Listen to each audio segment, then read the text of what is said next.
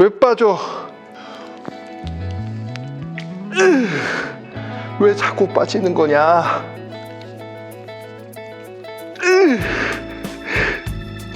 그만 빠져. 왜 빠져?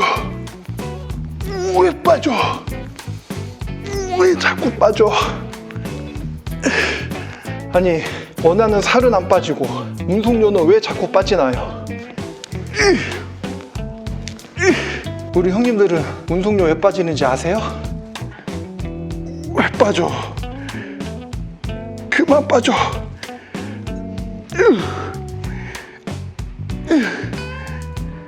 그만 빠져.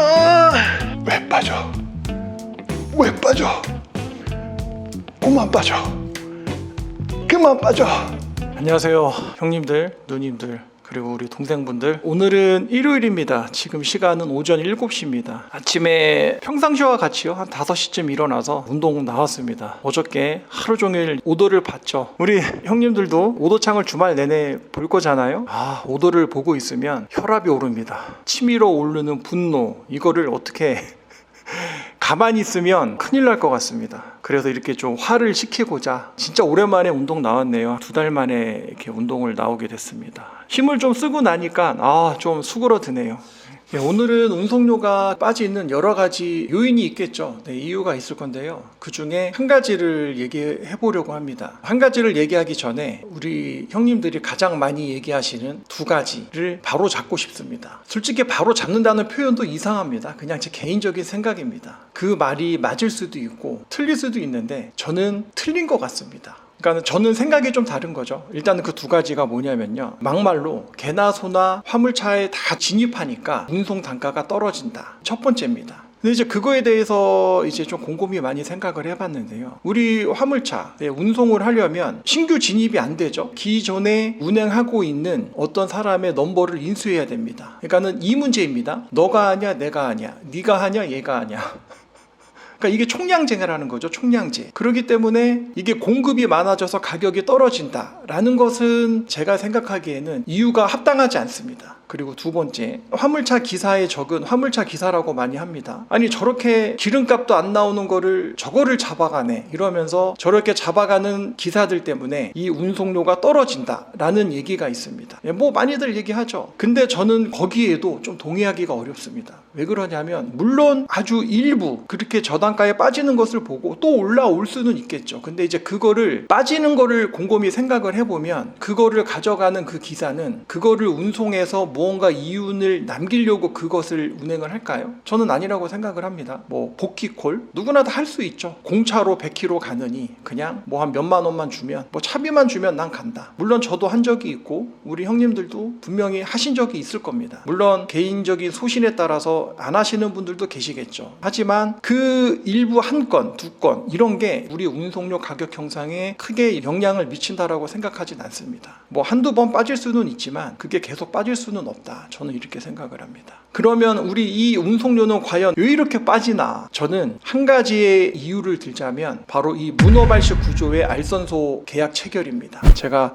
화면에 좀 이 자료를 하나 준비를 했는데요. 화물 운송 다단계 구조 예시입니다. 보시면 원청인 화주가 있습니다. 대기업을 얘기하면 안 되겠지만 뭐 아무튼 뭐 S사 요즘 뭐 잘 나가는 거기도 있고요. 화주가 일단은 건당 40만 원의 운송료를 지불합니다. 예를 들어서 이제 1차 운송사도 먹고 살아야 되기 때문에 본인들이 뭐 한 5만 원 정도 알선 수수료로 본인들의 수익을 취하고 나머지 35만 원을 기사가 받게 되는 형식이죠. 너무 가장 이상적이라고 저는 생각을 합니다. 근데 이제 이렇게 나오면 좋은데 이게 이렇게 안 나옵니다. 1차 운송사는 본인은 일을 안 하고 그 주변에 다른 운송사들이 자기네들이 일을 하고 똥을 띄워줄 테니 자기한테 일을 달라. 너는 가만히 앉아 있어서 돈만 받아라. 이런 식으로 이제 계약을 체결을 합니다. 그게 2차 운송사입니다. 제 개인적인 생각에는 2차, 3차까지는 괜찮은 것 같아요. 왜 그러냐면 1차 운송사가 모든 물동량을 저는 쳐낼 수 없다라고 생각을 합니다. 뭐 자사 기사가 그거를 다 쳐내기도 힘들잖아요. 그러니까는 뭐 용차도 사용을 하고 그러기 때문에 뭐 영세한 주선사 이런 거를 제외하고 대기업일 경우에는 저는 3차까지만 가도 이제 괜찮다라고 생각을 하는데, 이게 문제는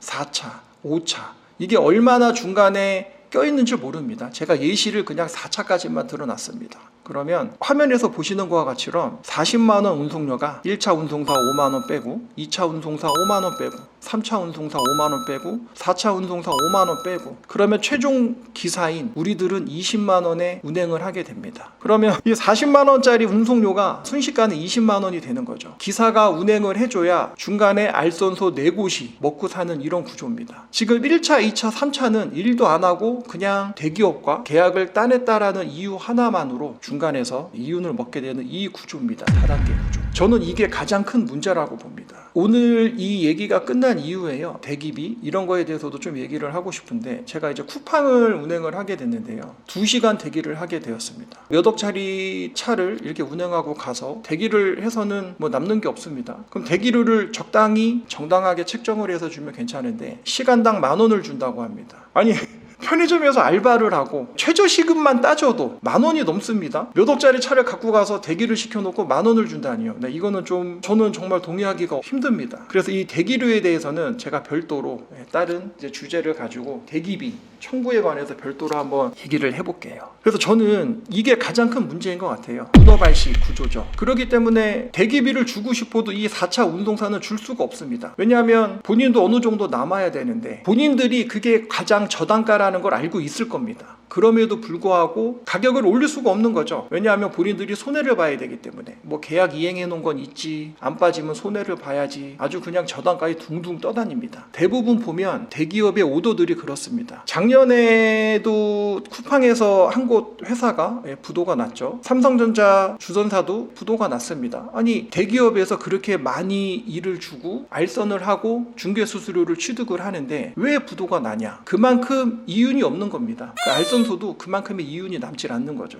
그래서 저는 운송료가 가장 많이 하락하는 가장 첫 번째 요인은 다단계 알선 구조라고 생각을 합니다. 그래서 이거는 구조의 문제지, 화물차 기사가 저단가로 운임을 잡아가기 때문에 가격이 떨어진다, 혹은 공급이 너무 많이 늘었기 때문에 가격이 떨어진다 라는 거는 지금의 이 현실이 설명이 안 됩니다. 그러면 어떻게 하면 되냐? 이게 운송료 떨어진 원인이요, 몇 분 만에 이렇게 얘기를 한다고 해서 답도 안 나옵니다. 그리고 제가 하는 얘기가 답도 아니고요. 네, 그래서 이 이후에 저는 어떻게 했는지, 저는 앞으로 어떻게 해 나갈 것인지에 대해서는 별도로 따로 차에서 2부로 다시 촬영을 하도록 하겠습니다. 원래는 제가 유튜브를 촬영하면서요, 말을 안 하려고 했거든요. 저는 혀가 좀 짧아요. 그래서 발음이 많이 셉니다. 우리 형님들이 많이 이해해 주시고 막 답답하고 그래도 참고 잘 들어주셨으면 좋겠습니다. 그래서 가급적이면 말은 안 하려고 하는데 형님들께 알려드리고 싶은 것들만 이렇게 좀 얘기를 하고요. 나머지는 주로 뭐 먹방을 촬영을 하든 차에서 먹고 자고 하는 것을 촬영을 하든 그렇게 앞으로 유튜버로서 활동을 할 생각입니다. 네, 오늘 밖에 비가 오네요. 연휴가 깁니다. 5월달 걱정입니다. 이번 달은 또 어떻게 버틸지. 지금 저는 차가